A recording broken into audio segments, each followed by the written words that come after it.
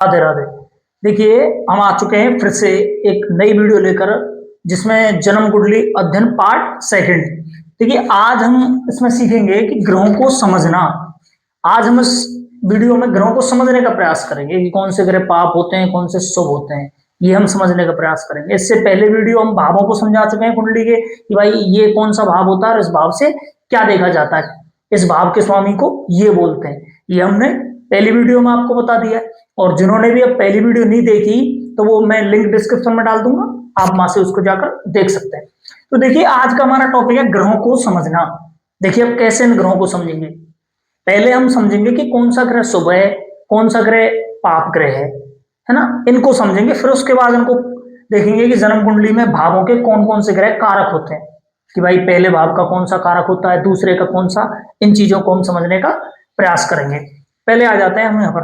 देखिए, सूर्य, जो ग्रहों के राजा हैं वो सूर्य हैं। अब सूर्य को क्रूर ग्रह माना है ज्योतिष शास्त्र के विद्वानों ने, पाप ग्रह की संज्ञा नहीं दी है। और ये ही हमको समझना है। कुछ पुस्तकों में सूर्य को पाप ग्रह भी बता दिया गया, लेकिन नहीं, सूर्य क्रूर ग्रह है, पाप ग्रह नहीं है।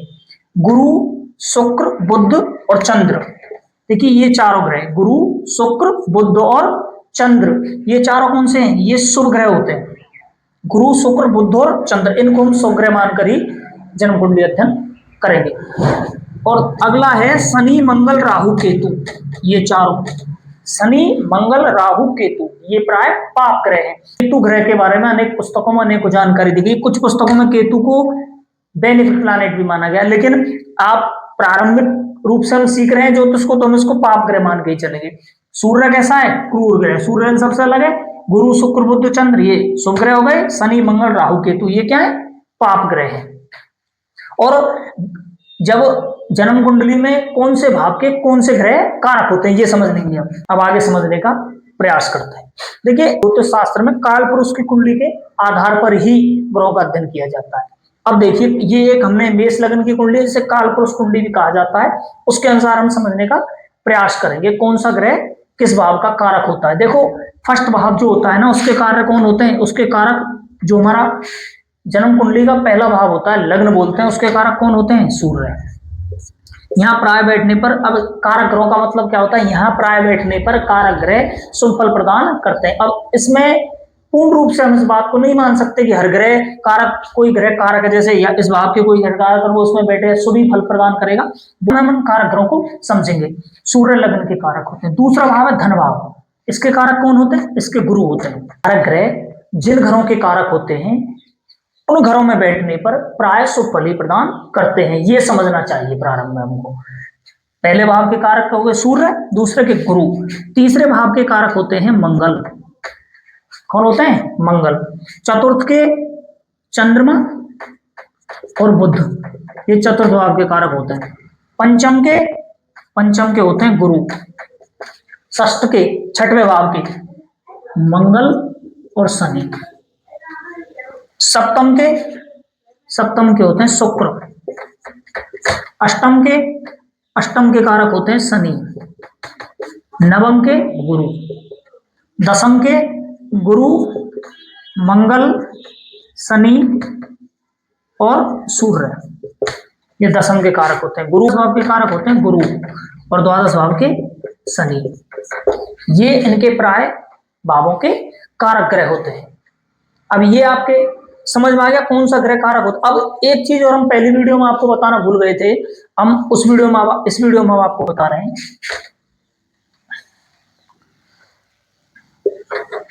देखिए, जब हम जन्म कुंडली अध्ययन करते हैं, तो जन्म कुंडली में कुछ स्थान ऐसे होते हैं जो प्राय शुभ फल प्रदान करते हैं, कुछ स्थान ऐसे होते हैं जो प्राय अशुभ फल प्रदान करते हैं।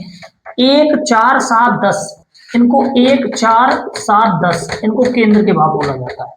ये प्राय इन घरों में जब कोई ग्रह बैठता है, तो वो प्राय शुभ फल ही प्रदान करता है। यहाँ शुभ ग्रह शुभ फल प्रदान करते हैं, अशुभ ग्रह भी यदि शुभ ग्रह की दृष्टि हो जाए तो शुभ फल प्रदान करते हैं। फिर उसके बाद 5 और 9, इनको बोला जाता है त्रिकोण के घर।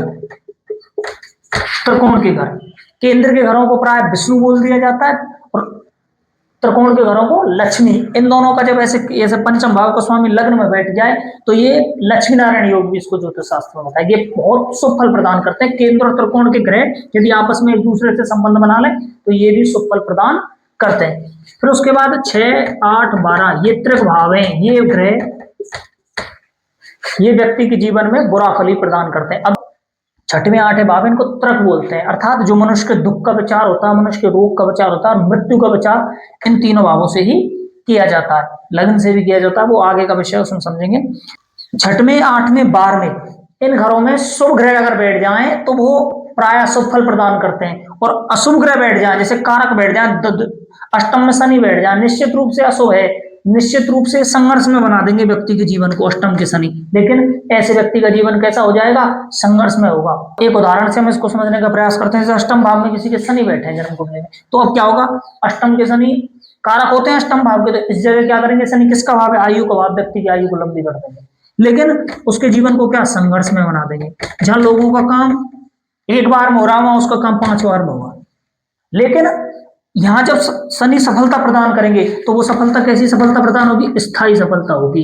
और मैंने कुछ जन्म कुंडलियां देखी हैं जिनमें अष्टम भाव के शनि और वो अपनी लाइफ में बहुत अच्छा कर रहे हैं, लेकिन उनसे जब बात करने पे पता चलता है कि उन्होंने अपने जीवन में बहुत संघर्ष किया है। तो अष्टम के शनि प्राय संघर्ष प्रदान करते हैं, और अगर ऐसा व्यक्ति संघर्ष कर ले तो फिर उसके जीवन को भी वो बहुत सफल बनाते हैं। एकादश भाव में कोई भी ग्रह बैठ जाए, एकादश भाव में कोई भी ग्रह बैठ जाए वो शुभ फल ही प्रदान करता है।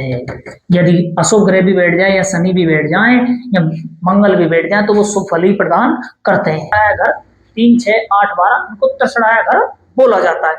अब शुभ ग्रह सीख गए, कौन से ग्रह कौन से भाव के कारक होते हैं ये भी हम सीख गए। अब देखिए अगले वीडियो में हम आपको बताएंगे ग्रहों के उच्च नीच का ज्ञान, कि कौन सी राशि में ग्रह उच्च के होते हैं, कौन सी राशि में ग्रह नीच के होते हैं। ये एक सीरीज हम प्रारंभ कर रहे हैं जन्म कुंडली अध्ययन की, जिसमें हम प्राय बेसिक को शुरुआत से सीखने का प्रयास करेंगे। और यदि आपकी वीडियो पसंद आई हो तो लाइक कीजिए, शेयर कीजिए और सब्सक्राइब कीजिए। श्रीमन नारायण।